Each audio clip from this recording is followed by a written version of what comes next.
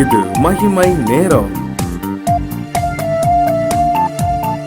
ஆண்டவரும் உலக இரட்சகருமாய் இருக்கிற இயேசு கிறிஸ்துவின் இனிதான இன்ப நாமத்தினாலே இந்த மகிமை நேரம் நிகழ்ச்சியின் மூலமாக உங்கள் அனைவரையும் சந்திப்பதில் மிக்க மகிழ்ச்சி அடைகிறேன்.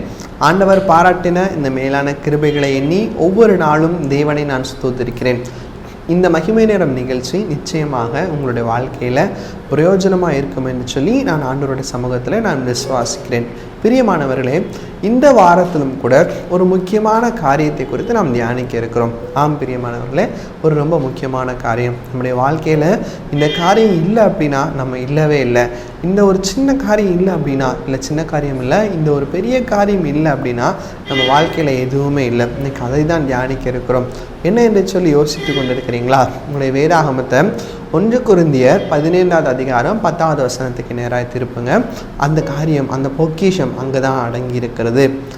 ஆகிலும் நான் இருக்கிறது தேவ கிருபையினாலே இருக்கிறேன். அவர் எனக்கு அருளிய கிருபை விருதாவாய் இருக்கவில்லை. அவர்கள் எல்லாரிலும் நான் அதிகமாய் பிரயாசப்பட்டேன். ஆகிலும் நான் அல்ல, என்னுடனே இருக்கிற தேவ கிருபையே அப்படி செய்தது. ஆம் பிரியமானவர்களே, இந்த கிருபையாகிய பொக்கிஷத்தை குறித்து தான் இந்த வாரத்தில் நாம் தியானிக்க இருக்கிறோம். இந்த கிருபை என்றால் என்ன? இந்த கிருபையை யார் யாருக்கெல்லாம் கிடைக்கும்? வேதாகமத்தில் கிருபையை பெற்றுக்கொண்டவர்கள் யார்? கிருபையை பெற்று அதை உதாசீனப்படுத்தவர்கள் யார் என்று சொல்லி இந்த வாரத்தில் நாம் தியானிக்க இருக்கிறோம். எனவே இந்த வாரத்தில் இருக்கிற ஒவ்வொரு நாளும் இந்த தலைப்புகளை நீங்கள் தொடர்ந்து கேட்கும்படியாய் உங்களை அன்போடு கூட அழைக்கிறேன். இன்றைய நாளிலும் கூட வேத வசனம் நாம் வாசித்த வசனம் சொல்லுகிறது, நான் இருக்கிறது அவருடைய தேவ கிருபை. ஆம் பிரியமானவர்களே, நாம் இருக்கிறது யாருடைய கிருபை? தேவனுடைய கிருபை. அவருடைய கிருபை இல்லை என்று சொன்னால் இந்த இடத்துல நானும் இல்லை, நீங்களும் இல்லை. நம்முடைய ஜீவ காற்று, நம்முடைய மூச்சு காற்று நிச்சயமாக இருக்காது. அப்போது இந்த நாம் உலகத்தில் பார்க்கும்போது 2020 2019 ஆண்டுகளில் எத்தனையோ பேர் ஒரு கொள்ளை நோயின் மூலமாக மடிந்து போனார்கள். ஆனால் ஆண்டவர் நம்ம மேலே கிருபை வைத்தபடியினால் இந்த கிருபையின் காலத்தை இன்னும் நமக்கு கூட்டி கொடுத்திருக்கிறார். நம்முடைய வாழ்க்கையில் இன்னும் ஆண்டவருக்குள்ளாக பலப்படும்படியாக, இன்னும் ஆண்டவருடைய உறவில இன்னும் சீர்படும்படியாக, இன்னும் ஆண்டவரிடத்திலிருந்து ஆசீர்வாதங்களை பெற்றுக்கொள்ளும்படியாக கர்த்தர் நமக்கு கிருபை பாராட்டியிருக்கிறார். அந்த கிருபையை நாம் பெற்று கொண்டிருக்கிறோம். அதை அனுபவிக்கிறோமா, இல்லை அதை விருதாவாக்கி கொண்டிருக்கிறோமா? யோசித்து பார்க்க வேண்டும். இன்னைக்கு கிருபை என்றால் என்ன என்று சொல்லி நாம் கேட்கும்போது நம்ம எல்லாரும் சொல்லுவோம், தகுதி இல்லாதவர்களுக்கு காட்டப்படுகிறதான ஒரு ஈவு, அதுதான் கிருபை. ஆம், சரிதான். கிருபைக்கும் இரக்கத்திற்கும் என்ன வித்தியாசம் என்று சொல்லி நாம் யோசிக்க வேண்டும். கிருபை என்றால் என்ன, இரக்கம் என்றால் என்ன? கிருபையும் இரக்கமும் என்று சொல்லி வேதவசனம் சொல்றாரு. அப்போ ரெண்டுமே கண்டிப்பாக வேறு தான், ரெண்டுமே ஒன்று கிடையாது. இப்போ கிருபை என்றால் என்ன, இரக்கம் என்றால் என்ன? கிருபைக்கு ஒரு சின்ன ஒரு எடுத்துக்காட்டு நான் சொல்லும்போது, ஒரு பையன் 32 மார்க் எடுத்திருக்கான், 35 மார்க் எடுத்தால் பாஸ். அப்போ அந்த 3 மார்க்கை அந்த டீச்சர் போட்டு அவனை பாஸ் ஆக்குறாங்க. அப்போ அவனுக்கு 35 மார்க் எடுக்கிறதுக்கு தகுதி இல்லை, ஆனாலும் அவனை பாஸ் பண்ணி விடுறாங்க. இதுதான் கிருபை. அந்த மார்க் கிரேஸ் மார்க்னு சொல்லுவாங்க. இது கிருபை. ஆனால் இரக்கம் என்றால் என்ன? ஒருத்தர் ஒரு தப்பு செஞ்சிட்டான், ஆனால் அந்த தண்டனையிலேருந்து அவனை விடுவித்து, பரவாயில்ல அடுத்த வாட்டி இதை செய்யாத என்று சொல்லி அது விடுவிப்பது. எனவே நாம் பெற வேண்டிய தண்டனைக்கு விலக்கி காக்கப்படுவது இரக்கம்.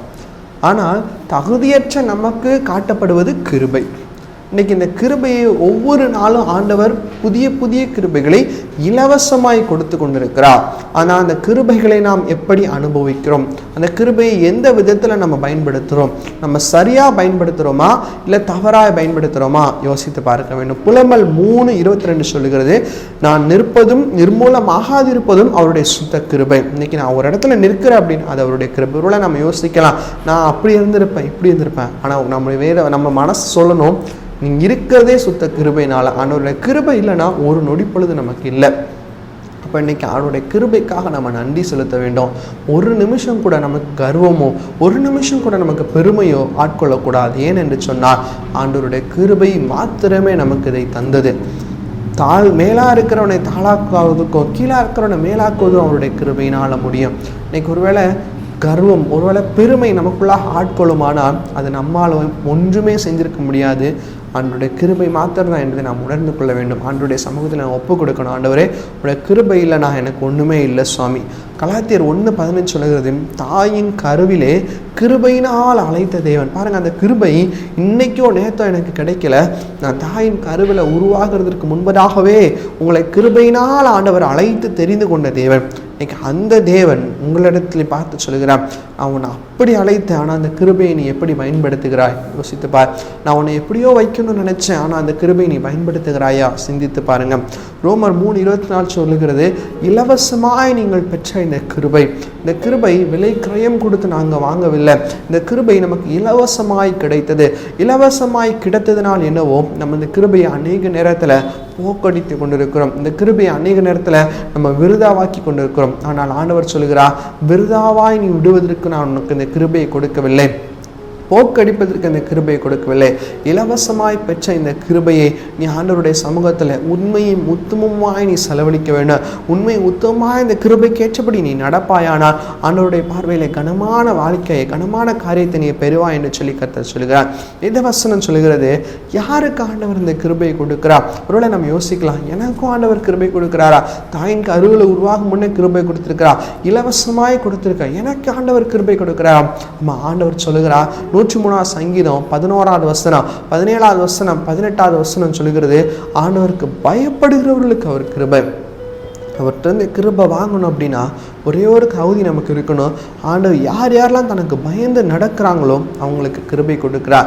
ஒருவேளை நமக்கு தகுதி இல்லாத ஏதோ ஒரு காரியத்தில் கர்த்தர் நம்ம தகுதிப்படுத்தி நிறுத்தியிருக்கிறாருன்னு சொன்னால் நம்ம கர்த்தருக்கு பயந்து நடந்ததுனால் அந்த கிருபை. அதுக்கப்புறம் அந்த பயம் நம்ம விட்டு விலகி போகக்கூடாது. அனுதினமும் ஆண்டவருடைய சமூகத்தில் பயத்தோடு உண்மையாய் உத்தமமாய் நாம் காணப்படுவோமானால் ஆண்டவருடைய சமூகத்தில் கிருபையை பெற்றி பலமுள்ள சாட்சிகளாய் நம்மால் மாற முடியும். இன்னைக்கு நம்ம அப்படி இருக்கிறோமா சிந்தித்து பாருங்க. நம்முடைய வாழ்க்கை அப்படி இருக்கிறத யோசித்து பாருங்க.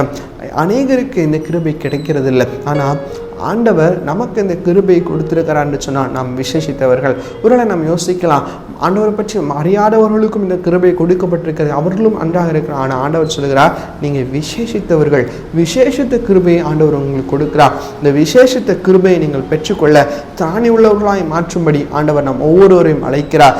அந்த அழைப்பின் சத்தத்தை நாம் கேட்க வேண்டும். துன்மார்க்கருக்கு ஆண்டவர் கிருபை கொடுக்க மாட்டார், நீதிமானுக்கோ ஒவ்வொரு நாளும் கிருபை கொடுக்கிறவராய் கர்த்தர் இருக்கிறார். எனவே தான் பவுல் சொல்லுகிறார், நான் நிற்பதும் நிர்மூலமாகாதிருப்பது அவருடைய கிருபை. எனவே தான் நான் வாசித்த 1 கொரிந்தியர் 15:10 நாம் வாசிக்கிறோம், ஆகிலும் நாம் இருக்கிறது அவருடைய தேவ கிருபை. நான் எவ்வளவோ பிரயாசப்பட்டேன், ஆனால் அந்த பிரயாசங்கள்னால நான் சொல்ல மாட்டேன், அவருடைய கிருபையினால மாத்திரம்தான் என்று சொல்லி நான் சொல்லுவேன் என்று சொல்லி பவுல் சொல்லுகிறார். பிரியமானவர்களே, இன்னைக்கு கர்த்தர் கொடுக்கிறதான கிருபை எப்படிப்பட்டது என்று சொல்லி நம்ம தியானித்தோம். இந்த கிருபையை இன்னைக்கு யோசித்து பாருங்க.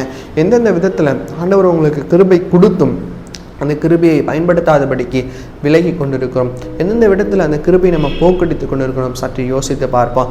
அந்தந்த காரியங்களை நம்ம சீர்படுத்துவோம், நம்முடைய வாழ்க்கையை நம்ம தகுதிப்படுத்துவோம். ஆண்டவரே, உம்முடைய கிருபையை நான் போக்கடிக்காதபடிக்கு, உம்முடைய கிருபையில் உண்மையும் உத்தமமாய் நான் நடக்க நீர் எனக்கு கிருபை செய்யுங்க என்று சொல்லி ஒவ்வொரு நாளும் ஆண்டவரிடத்துல கேட்போம். இன்றைக்கு ஒரு நல்ல தருணம். இன்னைக்கு யோசித்து பாருங்கள், ஒரு இடத்துல உட்காந்து பொறுமையாக யோசித்து பாருங்கள். ஆண்டவர் எனக்கு இந்தந்த காரியங்களில் எனக்கு தகுதி இல்லாத போது ஆண்டவர் எனக்கு கிருபை பாராட்டினார், ஆனால் அந்த காரியத்தில் நான் உண்மையாய் நடந்தனா யோசித்து பாருங்கள். ஆண்டவரிடத்தில் கேளுங்க, ஆண்டவரே நான் உண்மையாய் உத்தமமாய் கிருபையாய் நடக்க ஆண்டவரே இயேசுப்பா நீர் எனக்கு துணை செய்யுங்க என்று சொல்லி ஆண்டவரிடத்தில் நம்ம கேட்போம். கண்களை மூடி நம்ம ஜெபிப்போம். எங்களை நேசிக்கிறதான எங்கள் இரக்கம்ன்ற பரலோக பிதாவே, அப்பாவை நோக்கி பார்க்க நீர் எங்களை கொடுத்த கிருபைக்காக உமக்கு நன்றி சுவாமி. இன்றைக்கு உடைய கிருபையை கொடுத்து நாங்கள் தியானித்தோம். ஆண்டவரே, நீங்கள் இல்லைனா நாங்கள் இல்லை என்பது இன்றைக்கி நாங்கள் புரிந்து கொண்ட சுவாமி. உங்களுடைய கிருபை எங்களை தாங்குகிறது என்பதை நாங்கள் புரிந்து கொண்ட சுவாமி. உமக்கு நன்றி ஆண்டவரே. ஆமேன் அப்பா, உமக்கு நன்றி அப்பா. இந்த நேரத்தில் கிருபையை ஆண்டவரை நாங்கள் விருதாவாய் செலவழிக்காத பிடிக்கும் அந்த கிருபையை நாங்கள் புரிந்து கொண்டு நடக்க கர்த்தர் நீர் கிருபை செய்கிறதுக்காக உமக்கு நன்றி அப்பா. தொடர்ந்து வருகிற காலங்களில் நீர் எங்களோடு பேசுங்கப்பா, பலப்படுத்துங்க. மீட்பராமே சுமலன் செபிக்கிறோம் எங்கள் செபங்களை நல்ல பிதாவே. ஆமேன் ஆமேன்.